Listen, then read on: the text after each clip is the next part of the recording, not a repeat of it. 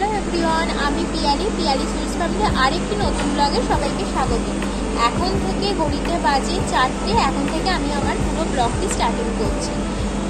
আজকে যেহেতু বাড়িতে রান্না পুজো আছে, আগের ব্লগে তো দেখতেই পেয়েছো বাড়ি এসে গেছি অলমোস্ট।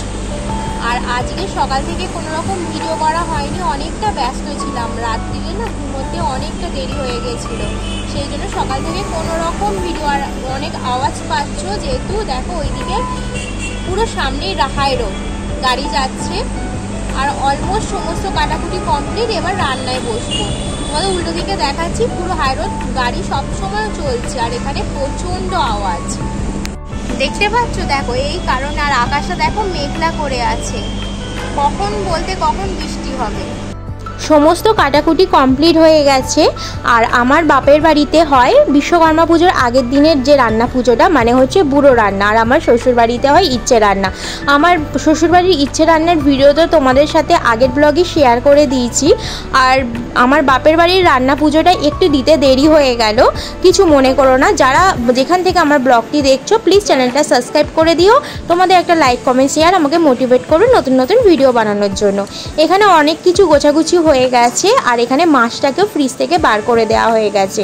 আর মাছটাকে না সকালবেলা ধুয়ে গুছিয়ে রেখে দেওয়া হয়েছিল ফ্রিজে। এখানে কাটা পোনা মাছ, ইলিশ মাছ, চিংড়ি মাছ। আর আমাদের বাড়িতে ইলিশ মাছের মাথা আর লেজাগুলো টক করা হয়। আর এখানে ভাজাভুজি চলছে। আর এখানে নারকেল দিয়ে ডালটা হওয়ার জন্য প্রস্তুত চলছে। আমাদের শ্বশুরবাড়িতে হয় খেসার ডালের সাথে মুসুর ডাল নারকেল দিয়ে, আর এখানে হয় মুসুর ডাল শুধু নারকেল দিয়ে। শুধু কিছু পার্থক্য আছে, আমার শ্বশুরবাড়িতে হয় ফোড়ন ছাড়া, আর এখানে ফোড়ন দিয়ে।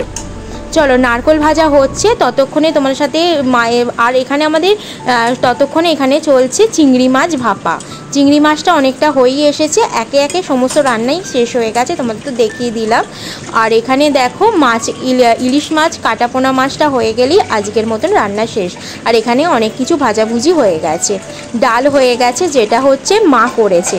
আর এখানে দেখো ভাত ডাল যেগুলো এখানে হয়ে গেছে পাখার তলায় দিয়ে দিয়েছি যাতে ঠান্ডা হয়ে যায়, যেহেতু পরের দিন পান্তা আছে।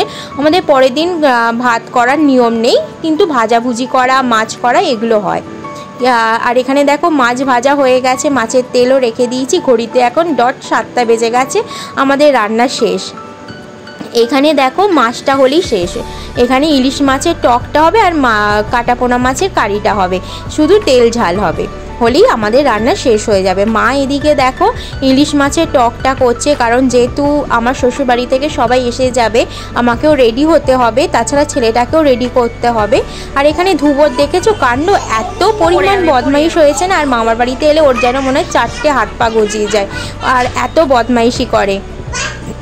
তোমরা আগের ভিডিওতে তো দেখেছো আমার ছেলে কতটা দুষ্টু। আর এখানেও দেখো বাড়িতেও দুষ্টুমি করে, এখানে তো এলে আরোই দুষ্টু।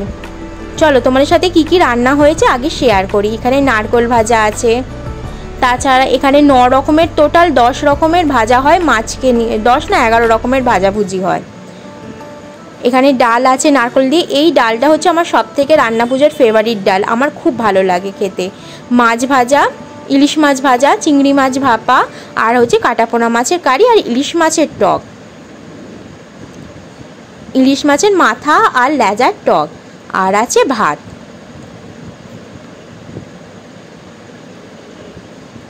তোমাদের কার কার বাড়িতে রান্না পুজো হয় অবশ্যই কমেন্ট করে বলবে। আর এখানে দেখো শ্বশুরবাড়ি থেকে সবাই আসবে বলে থালা বাসন সব বার করা হয়ে গেছে। আর মা এখানে দেখো ঠাকুরের জন্য আগে ভাতটাকে তুলে রেখে দিল। যখন আমাদের সব বাড়ির সবার রান্না হয়ে যাবে তারপর ঠাকুরকে ওখানে গিয়ে পুজো দিয়ে দেওয়া হবে, ঠাকুরকে খেতে দিয়ে দেওয়া হবে। এখানে সবাই খেতে বসে গেছে। আর মাঝখানে কোনো রকম ভিডিও দিতে পারিনি, কারণ কথাবার্তা বলছিলাম সেই কারণে। আর আমার ছেলেকে খাইয়ে একেবারে আমিও খেয়ে এই প্রথম আমি বাড়ি চলে যাচ্ছি। টাটা, দেখা হবে পরে, বাই।